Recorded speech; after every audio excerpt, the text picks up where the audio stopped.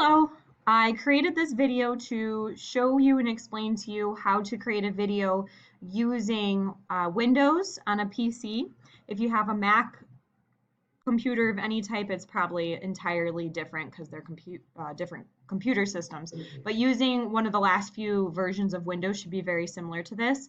I don't know exactly what version this is because this is updated regularly through my district, but I'll show you kind of what that looks like on this end and also how to take that video and upload it to YouTube. So just to start with the PC side of things, if you go to the little magnifying glass in the corner and type camera, it'll bring you right to your camera app. So if you click that, it will open your camera app and you can take pictures or you can take videos. Now with the screencast program that I'm using right now, it will not let me open that app and continue taking the video that I am to show you guys. So I took a screenshot of it earlier, what it looks like when it's open, and I just put it in a Word document. So when the camera app is opened, it looks like this.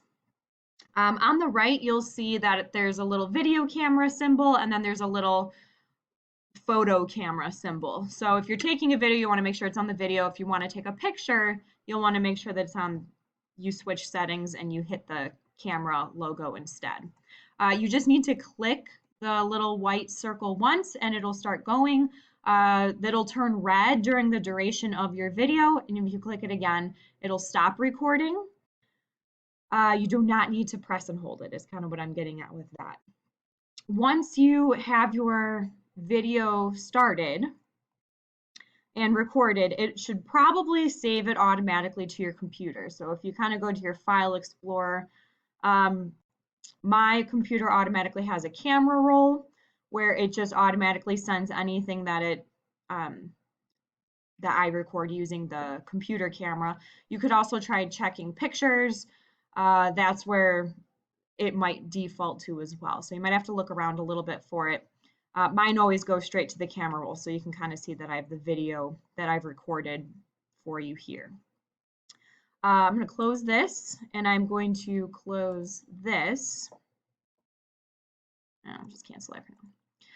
If I go to the internet now and log into YouTube, go to YouTube.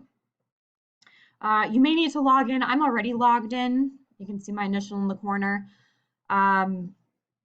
Right from the home screen of YouTube, if you kind of scroll to the area that has that plus sign with a video camera symbol, and it'll say create if you kind of scroll over it, that is the button that you'll want to click to upload a video. You could also go live if you're doing it for your students and you want them to be able to access it and send them a link to watch your video. You're going to need to do upload video. So if I go to upload video, this will pop up and you can drag and drop your file. I'm going to select my file distinctly from my computer. So it took me automatically to this PC. If I go to my camera roll, that's where my video is as well. So I'm just going to check my video, select open, and this will start moving in some way to show that it's uploading, and it'll show the progress down at the bottom. It'll take a little bit of time to process depending on the size of your video. I've done videos that are about 15 minutes, and those take a lot longer to process. The test video I have for you was probably 10 seconds. It's nothing spectacular.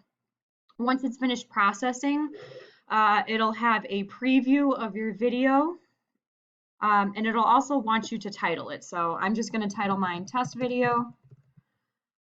For these purposes, you can add a description. I'm going to say this is how you can share videos with your class. You can select a different thumbnail if you don't like the picture on the side. My mouth is open in all of these, but if you have a longer video, it'll take different timestamps that you can choose from. So if you are doing this frequently through your school, you can create a playlist and put it right onto a playlist. I have been remote learning with my school for a while, so I created a folder called Remote Learning 2020. I'm not going to select it here. YouTube added this where it says audience. It says, is this video made for kids? And you have to answer this question. I always select yes, it's made for kids because I'm a teacher and I want my students to be able to see it without an issue. So yes, it's created for kids. You can put age restrictions on there, but if you select that it's for kids, you shouldn't. There's more options that you can put in. I usually just leave all of these blank and not really mess with any of them.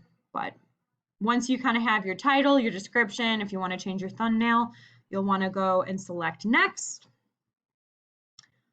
You'll want to select next. You can save or publish. You can make it private. You can make it public. I always just leave mine public unless you have students' faces in them for some reason. You might want to do them privately. Anything with just me, I always make public just to ensure that they can see it pretty easily. So I do a public setting. There's other features there, and then I select publish.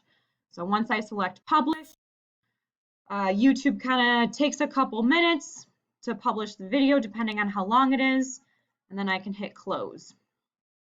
So now if I go to kind of like my channel, I'm already in my channel. If I go to YouTube, it won't show it there, but if I go back to my channel, so to get there, I selected my icon in the corner and then your channel. You should now see your new video in the top left. So that is how you would create a video and upload it to YouTube using a PC. Now, the YouTube side of things would be the same if you're using a Mac computer. It's just how you actually take the video might be a little bit different. So one more thing that you might be interested in using is a website called Screencast-O-Matic. That's how I created the video for you to see so that you can see my screen. I use this a lot with even just troubleshooting with my students. I can move my mouse around and they can see and follow along with how I am manipulating online simulations, or if you have inking capabilities with your computer, you can ink on your computer, and this program, the free version of it, will record up to 15 minutes of whatever video you make. I've always used the free program. If I need to make something longer than 15 minutes, I'll do like a part 1 and a part 2 of it. But this is a pretty cool free website that you can use, and it's awesome, especially if you're inking or need to show your screen and how you're manipulating things on your computer to someone else. So I thought I'd share that with you as well.